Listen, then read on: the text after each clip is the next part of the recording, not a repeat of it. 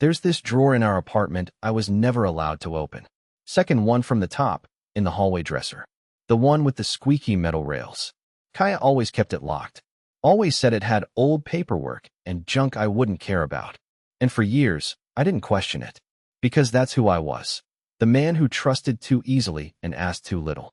Until one morning, the morning after we had one of those nothing fights over coffee filters, I found the key. It wasn't hidden. It was just there, on the floor, between the dryer and the wall, like it had fallen out of a pocket during laundry. I should have left it alone. I really should have. But something about that morning felt off. She hadn't kissed me goodbye. Her phone had been buzzing nonstop at 2 a.m.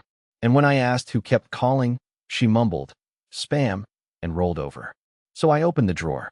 Inside, a small black notebook, a USB drive, and a crumpled-up envelope with my name written on it, in her handwriting. The notebook was full of sketches and lists. Random things. Doodles of people I didn't recognize. Coordinates. A grocery list with only 3 items circled: vinegar, duct tape, gloves. The USB drive was encrypted. I couldn't open it. The envelope. That broke me. Inside was a letter. Just one sentence, scrawled in red ink. "If you're reading this, I failed to keep the truth from you." I stared at that line for so long, I didn't hear the front door open. Didn't hear her footsteps. Didn't realize she was behind me, until I felt her breath on my neck. "You weren't supposed to see that," she whispered. I turned. She was calm. Too calm. And then she said it. The thing that detonated the last 3 years of my life. "I never loved you, Colton. I needed you. That's all." That was the moment I left. But what I didn't know, what I couldn't know, is that the truth wasn't in the drawer. It was waiting for me, 3 years later. And when it came, it didn't just hit me. It destroyed me. I moved out that night. Didn't pack. Didn't call anyone. I just walked out, got into my car, and drove with no destination. I ended up at a 24-hour diner 3 towns over, sitting in the parking lot for 4 hours, staring at my hands like they belonged to someone else. I couldn't feel them. I couldn't feel anything. I didn't go to work. I didn't tell my brother. I shut off my phone. I slept in the back seat for 3 days straight. I only went home once, quickly, to grab my passport and laptop. She wasn't there.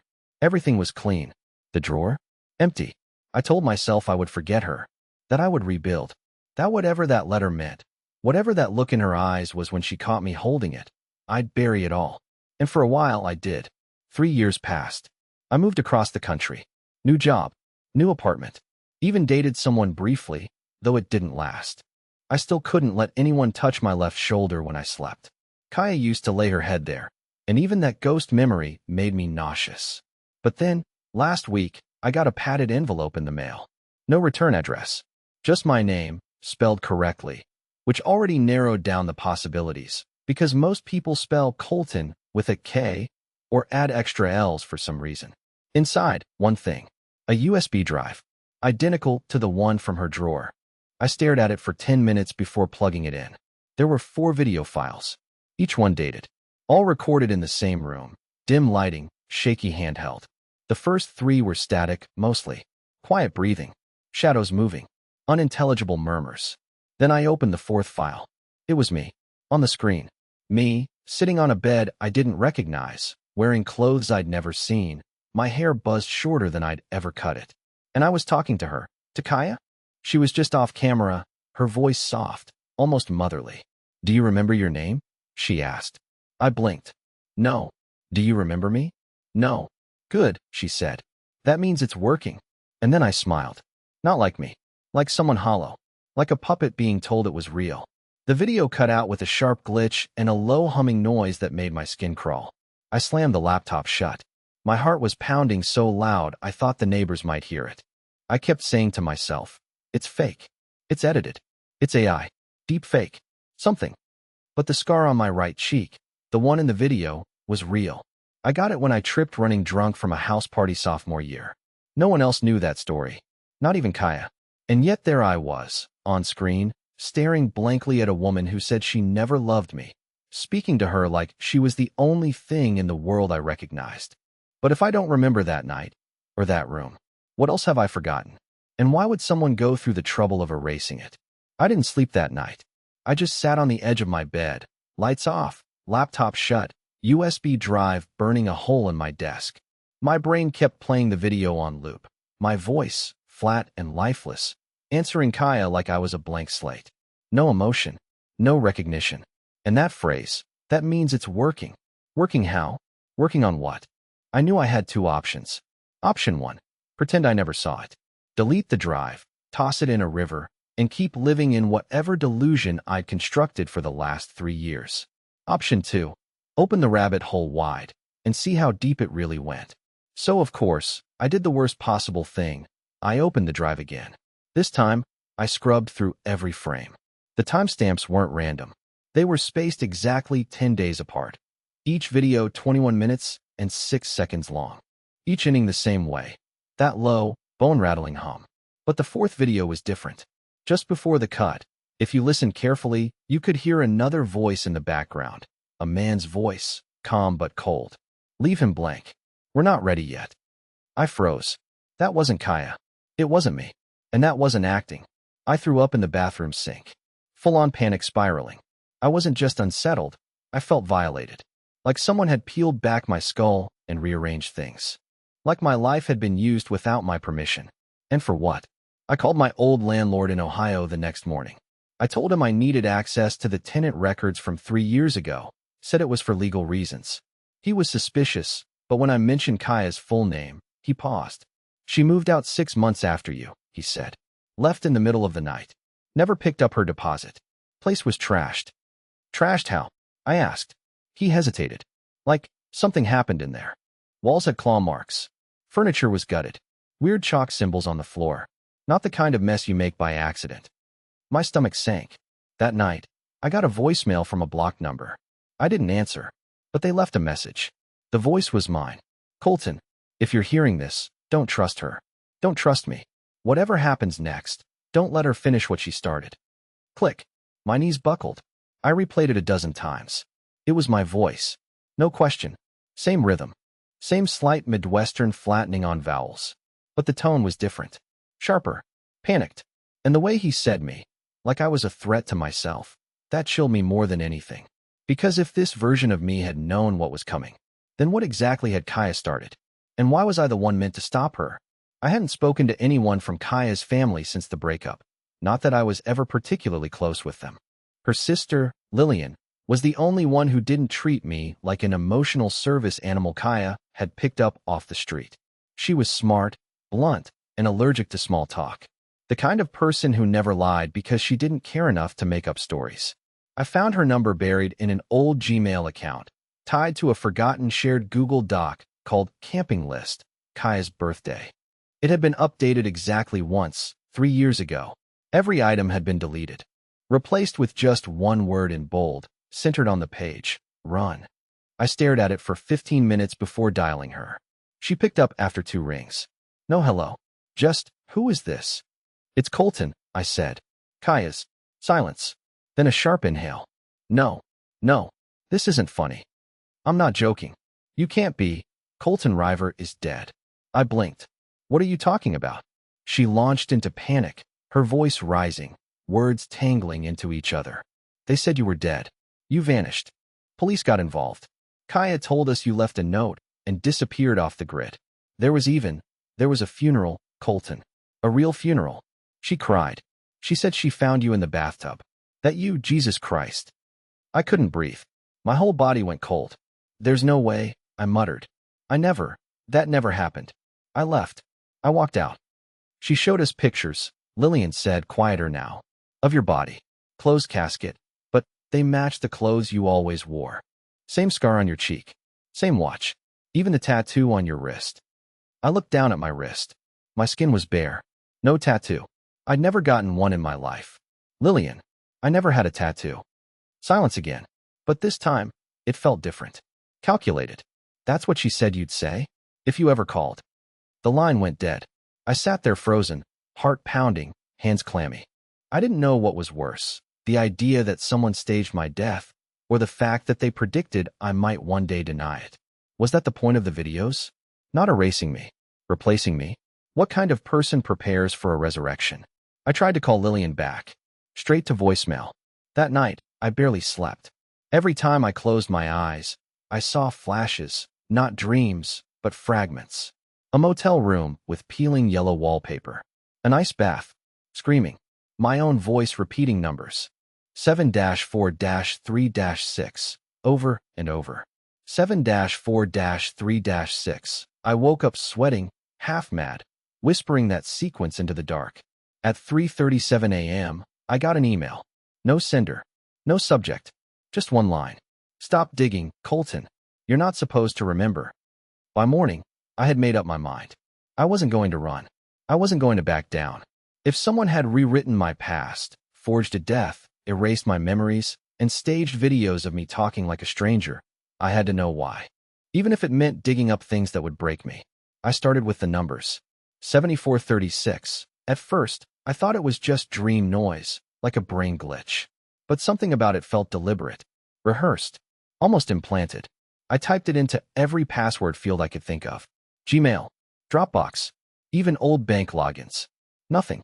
Then, in a moment of impulse, I tried it as a door code on Google Maps. That's when things got weird. A post from 2019 came up in an archived subreddit for urban explorers. Abandoned lab west of Cincinnati. Door pad reads 7436. No records of it anywhere. Half buried in forest. Feels wrong inside. Coordinates followed. The building was listed as condemned by the state in 2012. No other digital footprint. No owners. No records. Just rumors. I packed a duffel bag with clothes, water, flashlight, and my backup laptop. Drove 6 hours without stopping. I didn't tell anyone where I was going. Honestly, I wasn't even sure I'd go in when I got there. But I did. It was dusk when I reached it. A squat, concrete structure swallowed by trees, like the woods had tried to erase it and gave up halfway. Most of the windows were boarded up. The exterior was blank, featureless, except for one metal door on the side. I hesitated, then typed in the code, 7436. Click. The lock disengaged. I stepped inside. The air was stale, thick with mildew and something else, something chemical. The interior was stripped bare. Concrete floors, exposed piping, flickering emergency lights somehow still powered. But it wasn't random. Everything had purpose. The layout was tight, clinical, designed. I passed a room labeled Processing B, another labeled Recalibration. At the end of the hallway, I found a glass window, smeared from the inside with dark fingerprints. Behind it, a small observation room. There was a chair in the center, heavy, bolted to the floor, with restraints on the arms. Dried rust. Maybe blood. A monitor on the wall flickered on. Static hissed. Then an image. Me. Sitting in that very chair. Expression blank. Mouth open slightly. A woman's voice, off-screen. Do you understand now? The video paused. Then the screen cut to black. A new message appeared, slowly typed, one character at a time. Welcome back, Subject 6. I stumbled back, heart slamming so hard it hurt. I wasn't just a person anymore. I was a subject. A number. And this wasn't an abandoned building. It was a memory graveyard. Mine. As I turned to run, a speaker crackled above me, and her voice came through. Not recorded. Live. Colton, you weren't supposed to come back here. But since you have, we have a lot to finish. Her voice over the speaker was calm. Not mechanical, not distorted. Intimate. As if she were just in the next room, pouring tea while watching me from behind a two-way mirror. I was hoping you'd stay gone, Colton, she said. But part of me knew you wouldn't. You were always the curious one. I stood in the center of the hallway, frozen. My breath was ragged. Every cell in my body screamed to run, to escape, to break a window and vanish into the woods. But something deeper, colder, kept me there. What is this place? I finally said, staring up at the speaker. No answer. Just silence. And then, a click. A magnetic lock disengaging. The steel door at the end of the corridor creaked open an inch. I should have left. I know that now. But I didn't. I walked through. The room beyond was dimly lit. Computers lined the walls, old, dusty, flickering CRT monitors with lines of green text scrolling endlessly. In the center of the room was a single chair. Not the same one from the video. This one was upright, wooden, familiar. Too familiar. And on the far wall, scrawled in black ink like a warning left for the next victim. The first lie was your name. I sat. I don't know why. Maybe I was too tired. Maybe some forgotten part of me had been conditioned to obey in rooms like this. Another speaker crackled. Her voice again, this time softer. Almost kind. Do you remember what we trained you to do? What are you talking about? You always ask that, she said, with a hint of a smile in her tone. Every reset. Every cycle. But it's all right. You're still early stage. The conditioning takes longer with the emotionally sensitive ones. What conditioning? I snapped. You broke me. You manipulated me. You made me think you never loved me just to push me out of the way. I said that, she replied quietly, because it was the only way to make you run. And you needed to run, Colton. If you'd stayed, you would have been harvested. Harvested. The word landed like a knife between my ribs. Not just used. Not just manipulated. Harvested. Like I was some kind of asset, like my personality, my thoughts, maybe even my memories, were something someone else could extract. I stood abruptly. Tell me what you did to me. But her voice didn't answer from the speaker this time. It came from behind me. I didn't do anything to you, Kaylin. I turned. She was standing in the doorway. Real. Solid. Not a projection. Wearing the same maroon sweater she used to sleep in. Hair longer now. Eyes exactly the same. Sharp. Unreadable. Impossibly steady. What did you call me? I whispered. She stepped closer. That's your real name. Kaylin Ward. Subject 6. Personality Matrix version 2. 4. You were the only one who bonded with me. That's why the others failed. They didn't believe the feelings. But you did. I staggered back, heart pounding. None of that's true. She tilted her head. Isn't it? Why do you think you never had any childhood photos? Why do you think your memory always started around college? I tried to answer. I really did. But I couldn't remember my high school. I couldn't remember my first kiss. I couldn't remember the name of my mother. Kaya, or whoever she was, took a step closer. You weren't born, Kaylin. You were written. And now you've overwritten too much. That's why you're unstable. She reached into her pocket and pulled out a syringe. I can fix it. Wipe the noise. Reset you to baseline. We can try again, this time without the drawer. That was the final trigger. The drawer. The letter. The night she said she never loved me. I ran. I shoved past her and sprinted down the hall, the walls narrowing behind me. Her footsteps didn't follow. But her voice did, echoing through the speakers as I reached the exit. You were designed to love me, Kaylin. But you never should have remembered why. I didn't stop running until the building was just a silhouette in the trees. I don't remember how far I made it. All I know is my legs finally gave out, and I collapsed behind a row of dead birches, lungs burning, dirt in my mouth, wrists scraped raw. I was shaking, not from fear, but from the overwhelming realization that I couldn't trust a single memory in my head. Who the hell was I? Kaylin? Colton? Subject 6? Kaya said I was written, that I was unstable, that I was supposed to be wiped. But the truth? I didn't feel unstable. I felt used. I made it back to my car, eventually. It was untouched, parked just where I left it on the gravel access road. For the next 3 hours, I just sat there in the front seat, rocking slightly, whispering my own name. Both names, trying to see which one felt real. Colton River, graphic designer, anxious, soft-spoken, terrible at sports, cried during Pixar movies. Kaylin Ward, no backstory, no records, no feelings that weren't placed. But here's the part that broke me.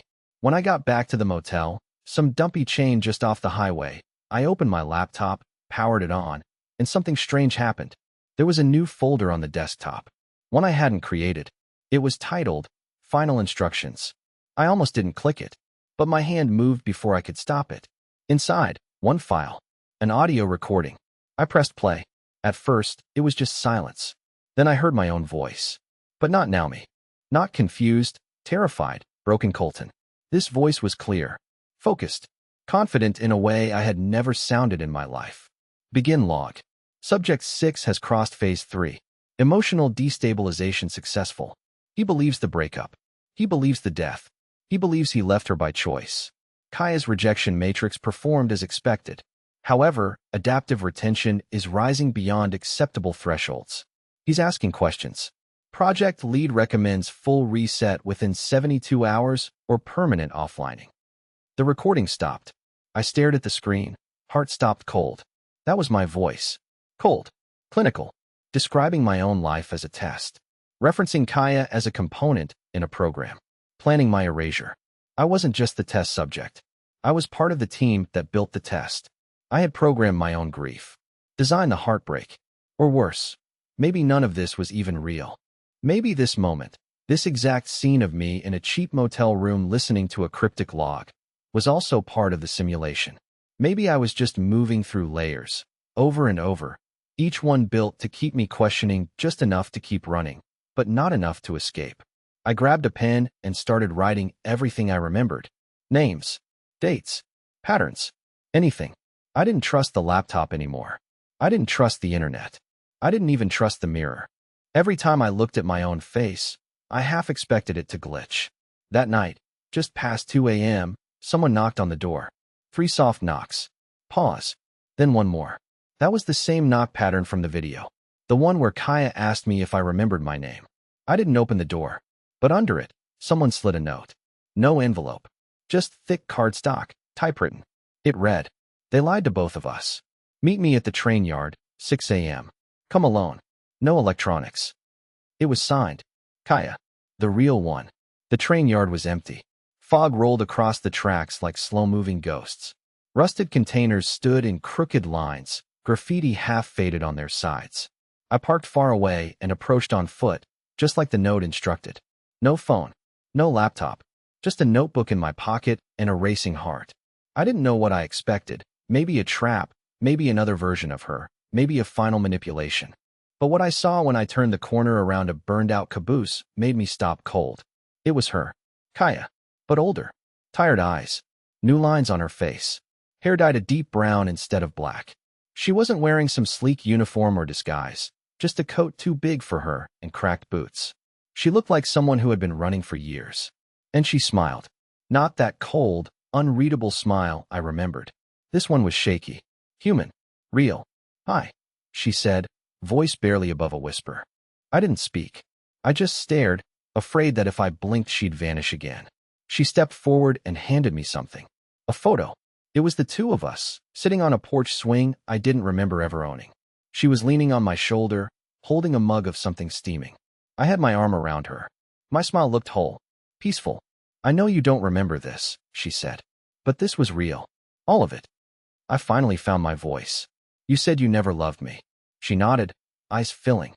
"Because they told me to say it. Because it was the only way to get you out." I stared at her, trying to anchor myself. Out of what? She looked around, then leaned in. "You weren't a test subject, Colton. You were a developer. A brilliant one.